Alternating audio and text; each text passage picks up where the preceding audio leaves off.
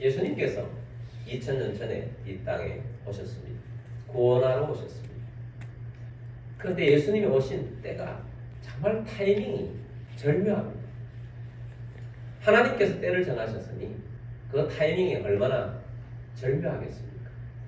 오늘은 2000년 전에 오셨던 그 예수님이 이 땅에 오신 그 타이밍이 얼마나 절묘한지에 대해서 말씀드리고자 합니다. 우리가 살아가면서 타이밍이 얼마나 중요하다 하는 것을 많이 깨닫습니다. 우리가 말을 주고받다가도 말을 할 타이밍을 놓쳐가지고 꼭 해야 할 말인데 하지 못할 때가 얼마나 많습니다. 저는 순발력이 좀 부족한 것 같아요. 그래서 살다 보니까 타이밍 때문에 참 곤란할 때가 참 많았습니다. 근데 하나님께서는 하나님과 우리의 관계 속에서는 타이밍은 항상 하나님께 맡겨라고 말씀하세요. 타이밍은 하나님이 정확하시거든요. 우리가 기도를 하고 응답받는 것도 응답받을 때는 하나님께 맡기라고 그러죠. 그러니까 너희는 어려움이 있으면 어려움이 있는 대로 하나님께 아뢰기만 하라는 거예요. 그래서 하나님은 모든 타이밍을 주도하십니다. 그래서 오늘 우리들이 예수님이 이 땅에 오신 이 타이밍이 얼마나 놀라운가 하는 것을 보기를 원합니다. 이 세상에서 하나님보다 더 타이밍을 정확하게 맞추시는 분은 없습니다. 예수님이 이 땅에 2000년에 오신 그것도 하나님께서 계획하셔서 가장 적절한 때에 이 땅에 보내신 것입니다. 사도 바울은 갈라디아서 4장 4절 말씀에서 이 타이밍을 때가 참에라고 말씀을 했습니다. 갈라디아서 4장 4절 말씀을 보도록 하겠습니다. 때가 참에 하나님이 그 아들을 보내사 여자에게서 나게 하시고 율법 아래에 나게 하신 것을. 자, 사도 바울이 예수님이 오신 것을 예수님이 오셔야만 하는 때가 꽉 찼다. 가장 정확한 타이밍에 예수님을 보내주셨다라고 말씀합니다. 이 때가 찼다. 타이밍이다. 정확한 타이밍이다 하는 것을 두 가지로 생각해 볼 수 있어요. 하나는 예수님이 이 땅에 오셨던 때가 가장 적절했는가 하는 거죠. 예수님이 이 땅에 오신 때가 가장 적절한가 하는 타이밍과 또 하나의 타이밍은 예수님이 오셔도 구원이 확산되지 않고 그냥 유대에만 머물러 있으면 이 구원이 크게 온 세계 가운데 펼쳐지지 않잖아요. 예수님 오신 때가 전 세계에 복음이 전파될 수 있는 그 타이밍이 얼마나 적절했는가, 얼마나 타이밍이 절묘한가 하는 이 두 가지 기준에서 예수님이 이 땅에 오신 때가 타이밍이 아주 정확했다라는 것을 말씀하고 있습니다. 다니엘서 보면 세상의 역사, 오늘날까지 영향을 미치는 중요한 꿈 하나가 나타납니다. 하나님께서 꿈을 통해서 계시해 주셨죠. 성경에 보면 꿈을 통해서 역사가 이루어지는 참 중요한 건데 그 중요한 꿈을 누가 꾸었느냐? 바벨론 왕 느부갓네살 왕이 꾼 꿈입니다. 느부갓네살 왕은 정복자입니다. 바벨론 왕입니다. 정복을 굉장히 잘하는 강력한 왕이었습니다. 이 느부갓네살 왕이 유대를 정복했잖아요. 유대를 정복해서 유대에 있는 많은 사람들이 포로로 잡혀왔고 에스겔도 잡혀오고 다니엘도 잡혀오고 수많은 사람들이 잡혀오게 된 것입니다. 어느 날 느부갓네살 왕이 꿈을 꾸었는데 정말 중요한 꿈 같은데 생각이 나질 않는 거예요. 다음날 아침에 그 앞에 바벨론의 귀족들을 다 불러 모았습니다. 그리고 귀족들뿐만 아니고 책사들을 다 오게 했습니다. 그 책사들 중에는 전쟁의 책사들도 있겠지만 영적인 책사들도 많이 있었습니다. 그러니까 많은 나라를 정복했는데 바벨론의 정책은 포용하는 정책이었어요. 신들도 포용하고 다 포용하는 정책을 사용하게 되었던 것입니다. 그래서 이방에 있는 제사장들, 친적으로 탁월하다는 사람들이 그 바벨론의 왕궁에 다 모여 있었던 것이고 점쟁이들도 거기에 있어서 조언을 해주는 그런 나라였던 것입니다. 그런데 느부갓네살 왕이 그들에게 황당한 명령을 내립니다. 내가 어젯밤에 정말 중요한 꿈을 꾼 것 같은데 기억이 나지 않는다. 너희들은 신의 이름으로 사는 사람들이니 너희 신에게 빌어서 내가 무슨 꿈을 꾸었는지 또 그 꿈의 해석은 무엇인지 내게 말하라. 그렇게 명령을 내린 것입니다.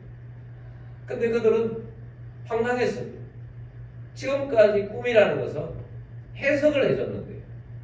꿈꾼 사람 이야기를 해줘야지. 꿈꾼 사람 이야기를 하지 않고 꿈 내용까지 알아서 해달라고 하니까 너무 황당한 것입니다. 그래서 그들이 왕이시여, 그래도 좀 기억을 해주십시오. 뭔가 단서가 있어야 우리가 꿈을 해석할 것이 아닙니까? 야, 너희들은 나에게 너희들이 믿는 신들이 능력이 탁월하다고 하면서 그것도 신이 안 가르쳐준단 말이야. 그런 신은 가짜야.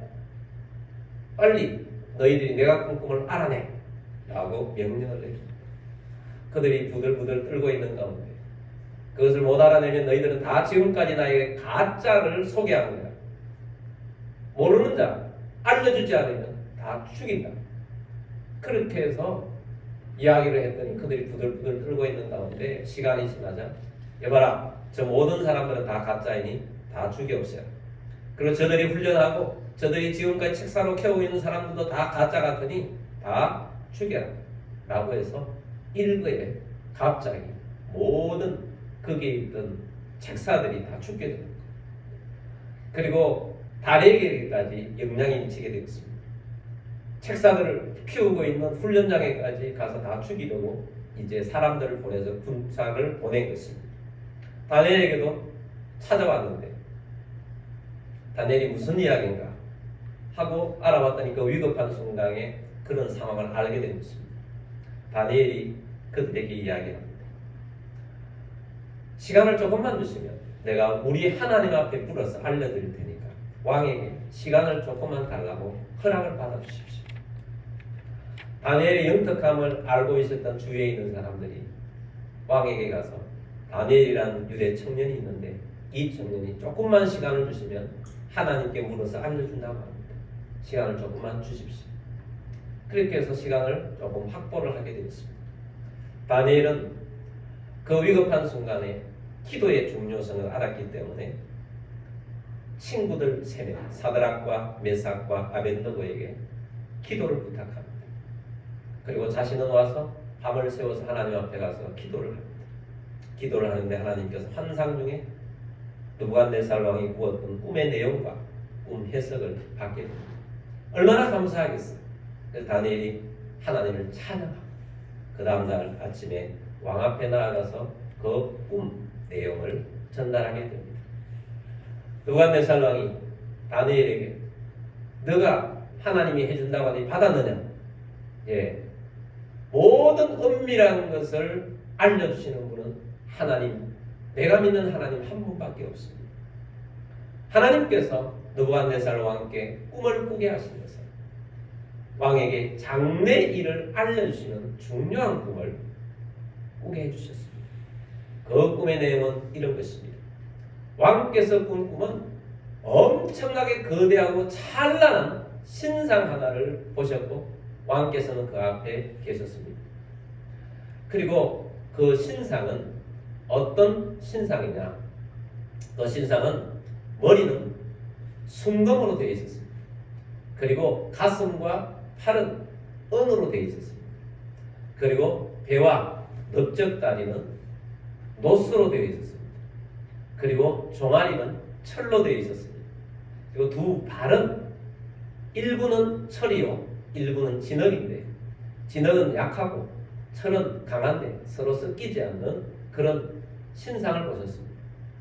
그리고 그 신상을 보는 가운데 뜨인 돌이 나타나서 사람의 손으로 날린 것이 아닌 돌이 하나 날아와가지고 이 신상의 발에 꽝 하고 쳤는데 그 돌에 의해서 이 신상이 산산조각 부서지면서 금도 날아가고 은도 날아가고 놋도 날아가고 철도 날아가고 발도 날아가고 돌만 남아있는데 이 돌이 태산처럼 엄청나게 커지더니 이 돌 하나가 전 세계에 가득하게 되는 그런 꿈을 꾸신 것입니다.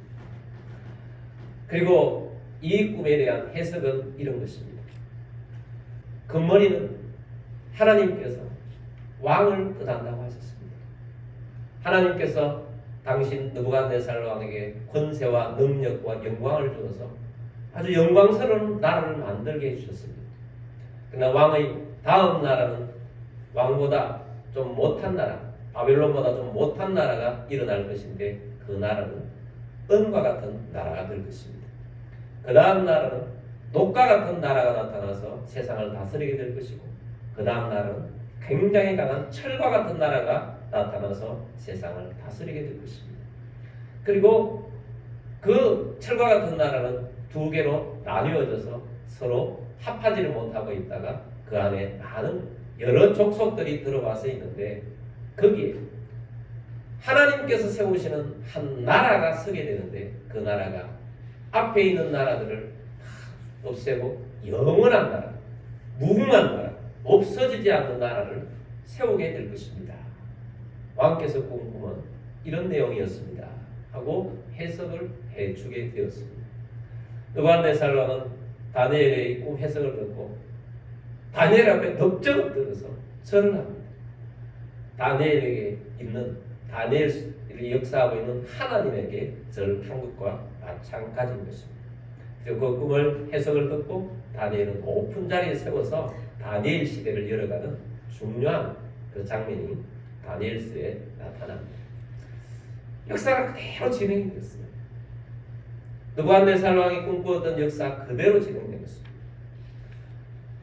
바벨론의 느부갓네살 왕이 죽고 그 다음 옆에 있던 페르시아 나라가 일어서게 됩니다. 페르시아 나라가 은 같은 나라였어요. 잠깐 메대라는 것이죠. 메대 잠깐 다스리다가 페르시아 나라가 정복하게 된 것입니다. 그 다음에는 그리스가 정복하죠. 그리스의 정복자는 알렉산더 대왕입니다.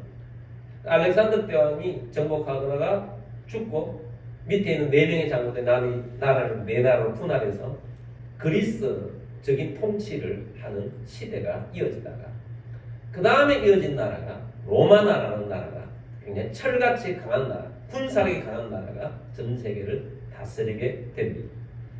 그리고 이렇게 로마 나라가 하나로 있다가 나라 제국이 너무 크니까 분할을 하죠. 동로마 제국, 서로마 제국이 분할을 하는데 285년에 분할, 통치를 하게 됩니다.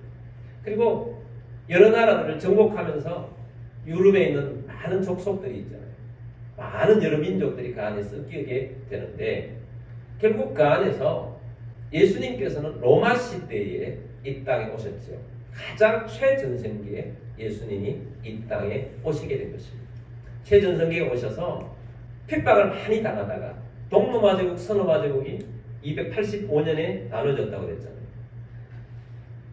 기독교가 공인이 된 데가 313년입니다. 그래서 두 발이 있던 그 동로마 제국, 서로마 제국이 있는 다 갈라지고 난 다음에 기독교가 공인이 되면서 전 세계에 복음화가 점점 더 퍼져나가게 되고 오늘 이 시대까지 이어져서 아직도 온 세계 정말 삼지 오지까지 복음이 아직까지 들어가 있잖아요.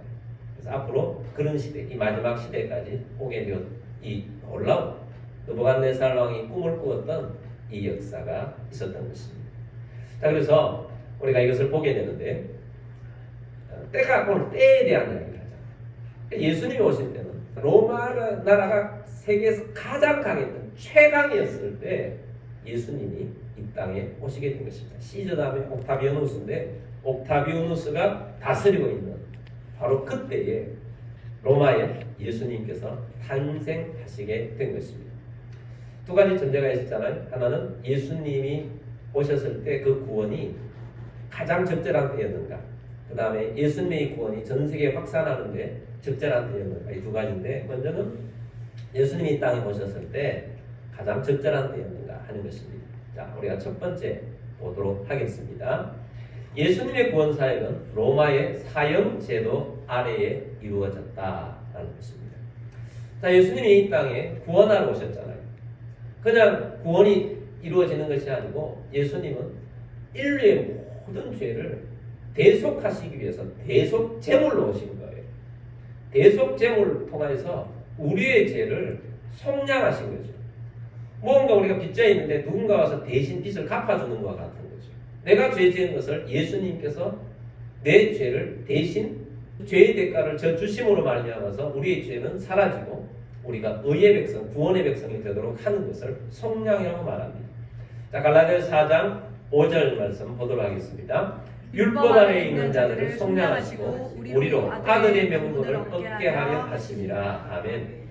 자, 율법 아래에 있는 자들을 뭐 하시고 속량, 대신 속해 주셔서 우리를 아들의 명분을 얻게 하시는데, 자, 이렇게 하기 위해서는 예수님께서, 죄 없으신 예수님께서, 성령으로 잉태하신 예수님께서 이 땅에서 우리를 대신해서 저주를 받는 거죠. 갈라디아서 3장 13절 말씀에서는 그리스도께서 우리를 위하여 저주를 받은 바 되사 율법의 저주에서 우리를 속량하셨으니 기록된 바 나무에 달린 자마다 저주 아래에 있는 자라 하였습니다. 아멘. 자, 그리스도께서 우리를 위해서 저주를 받아서 우리를 속량, 완전히 우리 죄를 속량해 주셨는데, 예수님께서는 저주를 어디에서 받으셨느냐? 나무 십자가 위에서 달려 돌아가신 거죠. 나무 십자가에 달려 돌아가시는 것은 저주 아래 있는 거라고 이미 말씀하셨는데, 이 갈라디아서에서 인용한 말씀은 신명기 21장 23절 말씀을 인용한 거예요.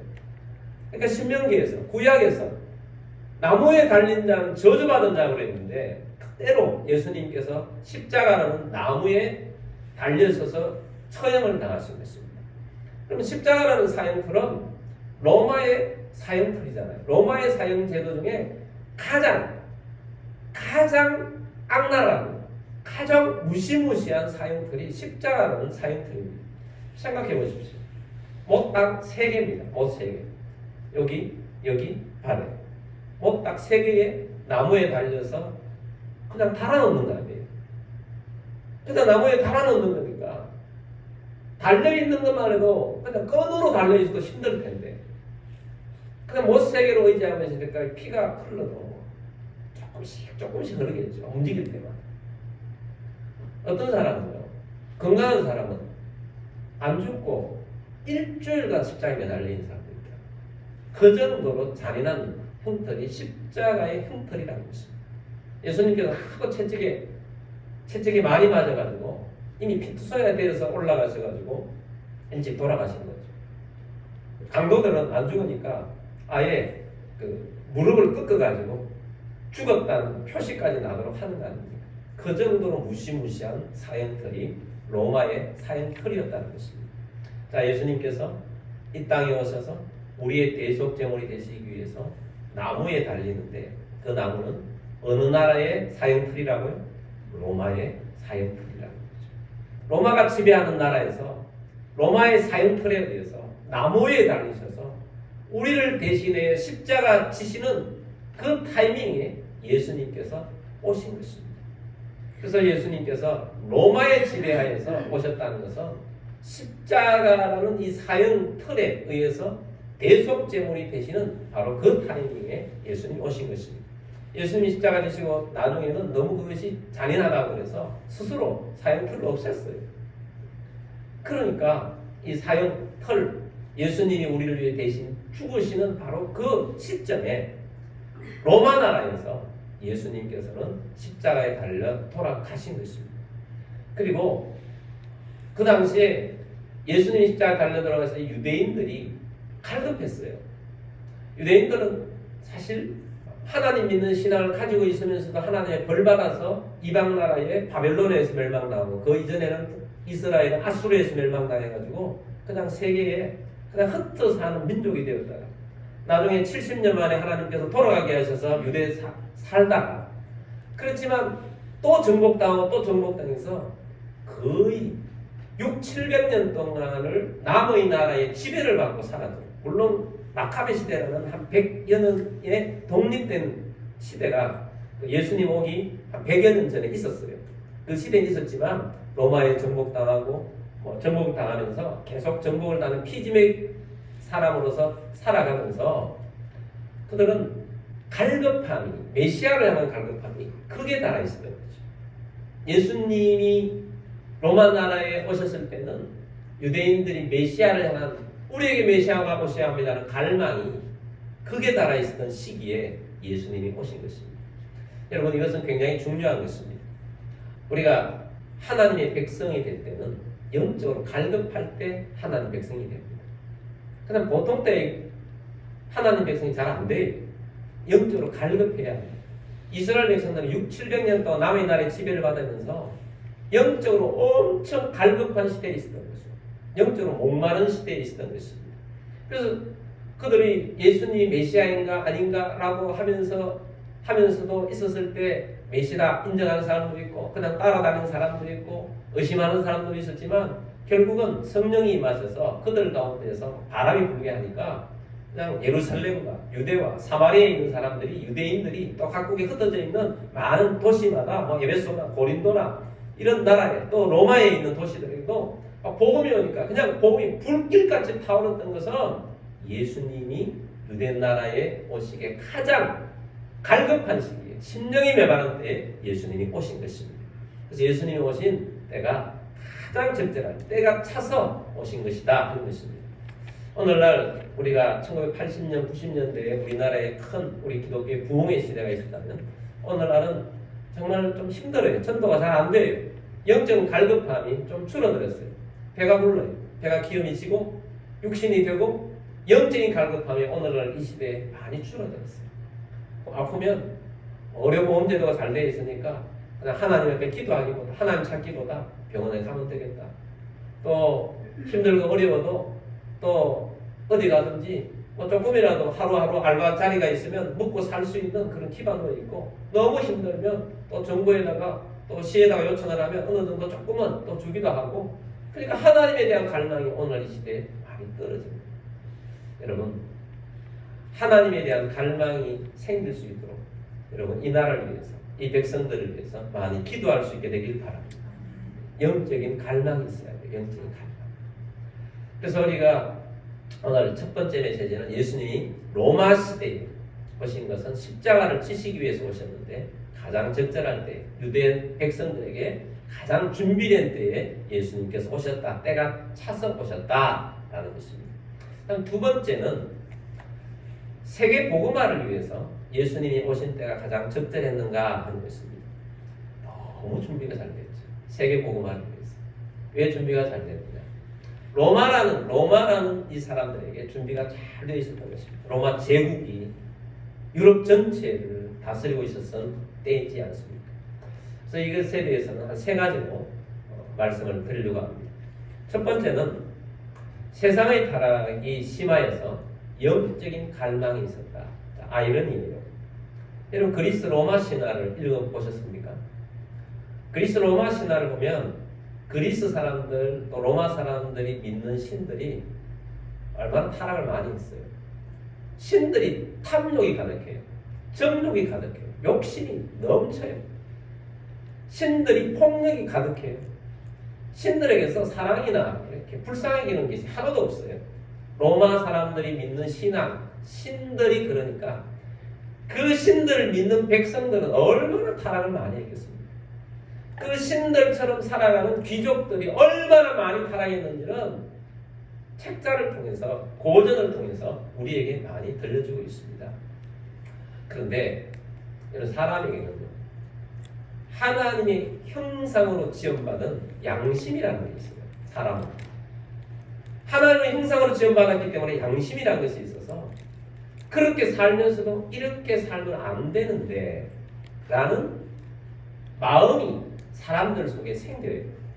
근데 악한 생활을 자꾸 하다 보면 양심이 성경의 표현대로 화인 맞은 사람들 있죠. 양심이 화인 맞아서 악함이 그냥 정당화시키고 악한 걸 그냥 해버리는 사람들이 양심이 화인 맞은 사람들이고 그렇지 않은 양심대로 살고자 하는 사람들이 시대마다 끊임없이 일어납니다.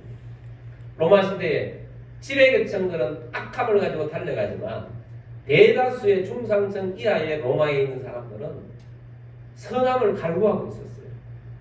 자기들이 믿는 그리스 로마 신화에 나오는 신들은 너무 악해. 너무 욕심이 많아. 그런데 예수 그리스도의 복음이 전파되고 하나님 신앙이 전파되고 여러분 다른 어떤 신에게도 없는 하나님만이 가지고 있는 것이 있는데 그것은 바로 하나님이 우리를 사랑하신다. 그 사랑이 예수 그리스도의 십자가의 사랑입니다.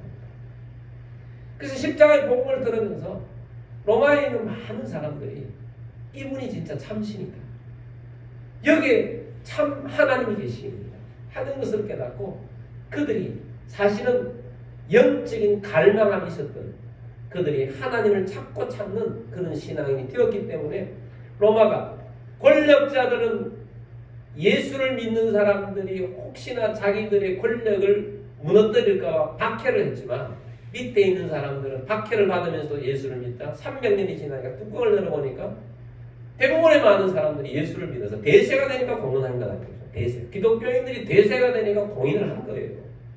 그래서 하나님께서 뜨인 돌, 그러니까 뜨인 돌을 보내서 전 세계에 가득하게 되고 바로 그 뜨인 돌이 예수 그리스도이신 것입니다. 그래서 예수 그리스도의 복음이 로마에 충만하게 넘치게 복음화가 되어질 수 있도록 마음이 준비된 것입니다. 오늘날에도 이 시대가 무속신앙이 너무 강해졌어요. 몰랐는데 젊은 청년들이 무속신앙에 그렇게 더 많이 빠져있다고. 어른들보다 훨씬 더 많이 빠져있어요. 이런 주변에 우리 청년들은 그 무속신앙에 빠져있는 사람들을 많이 만나게 될 것입니다. 사실은 영적으로 나쁜 것이지만 또 한편으로 생각하면 그들이 복음을 몰라서 엉뚱한 데 가 있는 것입니다. 그들에게 복음이 전파되어야 돼요. 영적인 갈급함이 있는데 영적인 갈급함을 주체하지 못해서 딴 데 가 있는 것입니다. 바른 신앙을 전파하는 여러분들이 되기를 바랍니다. 그래서 여러분, 무속신앙은 가짜예요. 절대로 여러분들 무속신앙 그 근처도 가면 안 돼요. 혹시 옆에 뭐 어떤 쪽지라도 오늘의 운세 이런 거 보지도 마세요. 매입니다. 안 믿어. 그런데 그거 보고 나면요, 오늘 그런 일이 있지 않을까 매입니다. 사탄이 그런 방법으로 역사합니다. 여러분, 하나님만이 온 세상을 주관하고 계십니다. 그러므로 영적으로 깨어있는 우리들이 되기를 주의 이름으로 축복합니다. 자, 두 번째는 언어가 통일되어 있었어요. 알렉산더가 하나님의 나라에 큰 공을 세운 것은 정복을 하면서 소수민족들의 언어를 하나로 통일시켜버렸어요. 헬라어로 통일시켜버린 것입니다. 그래서 로마 시대 때는 로마 나라의 언어도 있었지만 헬라어, 그 다음에 그 옆에 그 앞에는 페르시아 같은 데는 아람어, 이런 언어들이 제국을 지배하고 있었기 때문에 웬만하면 한두 개의 언어만 가지고 있으면 어디에 가든지 언어 소통이 가능한 거죠. 그래서 사도 바울이 이방 나라에 가서 곳곳에 교회를 세울 수 있었던 중요한 이유는 언어가 통일되어 있었기 때문에 복음 전파가 용이했다는 것입니다. 저는 그렇게 생각합니다. 알렉산더는 본래 그리스인이 아니잖아요. 마게도니아인인데 아리스토텔레스에 의해서 교육을 받았잖아요. 철학을 받아서 자기가 받은 좋은 철학으로 전 세계를 통치하게 하기 위해서 정복하러 다녔는데 자기는 철학을 전파하기 위해 전파를 하러 다녔지만 하나님께서는 알렉산더를 통해서 복음 전파에 사용하신다. 할렐루야. 하나님은 이렇게 사용하시는 거예요. 언어가 통일되게 하시는 거죠. 오늘날도 영어라는 언어가 만국 공용어가 되어가고 있잖아요. 그 많은 나라에서는 영어 하면 통하는 나라들이 많이 생겼어요. 자, 그런 면에 있어서 이 마지막 시대에 복음화가 불길이 빨리 일어나고 있는 시대인데 언어가 소통이 잘 된다는 것은 복음화에 있어서 굉장히 유익합니다. 선교사님들이 영어를 쓰거나 언어가 잘 되어 있는 나라들은 복음 전파가 너무 좋아요. 그런데 이제 소수민족들, 어떤 소수민족들은 아직까지 안 된 나라들은 필리핀 같은 산지족 가면 이 산에 있는 사람하고 이 산에 있는 사람하고 언어가 달라요. 그럼 이걸 복음화시키기 위해서는 선교사님 들어가서 언어를 배워야죠. 또 그들에게 사랑을 나누어서 서로 소통도 잘해야 되죠. 이 언어를 배워서 성경을 번역해야 되죠. 그래서 복음을 전파해야 되죠. 그러면 요 소수민족 조금 전파하고 다음은 또 하기 힘들잖아요. 이 언어가 통일된다는 건 얼마나 중요해요. 그리고 오늘날은 이 인터넷 시대에 인터넷을 통하여 또 언어를 잘 몰라도 번역도 너무너무 잘 되고 이 마지막 시대에 하나님께서 복음이 땅까지 전파되기 위해서 오늘날도 이 초대교회처럼 하나님께서 소통이 잘 되는 시대를 만들어가고 계신다. 이것은 하나님께서 세계 복음화를 위해서 다시 한번 이 마지막 시대에 우리에게 힘을 내게 하라는 사인인 것입니다. 세 번째는 도로가 잘 뚫려 있다는 것입니다. 모든 길은 로마로 통한다라는 말이 있어요. 로마는 어느 곳에 가든지 도시를 건설하면서 또 도시와 도시 간에 무조건 도로를 크게 뚫습니다. 왜냐하면 로마는 군사적으로 빨라야 되기 때문에. 로마 제국이 어느 곳에 반란이 일어났다. 그러면 급하게 마차가 빨리 갈 수 있는 그런 도로들을 정비를 잘 했다고 것입니다. 그래서 로마 제국 전체가 도로를 너무너무 잘 뚫어놓은 거죠. 그 당시의 입장으로 말하면 로마에 가보면 오늘날도 그 도로가 2000년 전에 그 로마가 만들어 놓았던 그 도로가 바닥이 그대로 있잖아요. 너무 튼튼하게 잘 만들어 놨죠. 그런 정도 도로를 잘 뚫어놨어요. 그러니까 어느 곳에 가기가 용이하다는 것입니다. 사도 바울이 이곳 저곳 다니면서 복음을 전파하고 많은 전도자들이 복음을 전파하면서 유럽 대륙이 빨리 전파될 수 있었던 것은 로마가 뚫어놓은 도로 덕분입니다. 도로를 잘 뚫어놓으면 또 하나 좋은 게 있어요. 여행하는데 안전해요. 도로가 없으면 여행할 때 산적들도 많고 얼마나 힘들어요. 큰 도로에는 산적들이 생기기 힘들어요. 안전하다는 것입니다. 로마 자기들은 정복하기 위해서 도로를 뚫었지만 하나님께서는 하나님의 나라를 위해서 로마가 뚫어놓은 도로를 활용하셨다는 것입니다. 그래서 하나님께서는 가장 적절한 때에 하나님께서 예수 그리스도를 이 땅에 보내주셔서 온 세계에 복음화를 이루어 가신 것입니다. 그래서 타이밍은 하나님입니다. 타이밍. 우리가 하나님 앞에 모든 걸 맡기고 기도하고 나아가는데 그때나 지금이나 타이밍은 하나님입니다. 그래서 모든 타이밍은 하나님께 맡기라는 것입니다. 예수님 재림도 예수님은 나도 모른다. 하나님께서 결정할 거다. 그 타이밍은 하나님이 가장 적절할 때에 예수님이 재림하게 될 것입니다. 그래서 오늘 우리가 전체적으로 봐서 바로 하나님의 타이밍, 구원에 있어서 가장 중요한 타이밍도 하나님이 정하셨는데 가장 적절할 때에 예수님이 이 땅에 오셨고 오늘 우리들 가운데 예수님께서는 지금 온 세계 돌이 큰 산이 되고 큰 산은 유럽 정도 복음화돼서 큰 산이었을 거예요. 그래서 이제는 온 세계에 가득한 복음이 되어가고 있습니다. 그러므로 여러분 우리 주님께서 왕이신 주님이 이 복음화를 이루어가는 왕으로서 우리를 다스리고 나아가는데 우리들도 이 복음의 한 모퉁이 돼서 주님과 함께 온 세계 복음화에 힘을 쏟아가는 그리스도인들이 다 되시기를 주의 이름으로 축복합니다.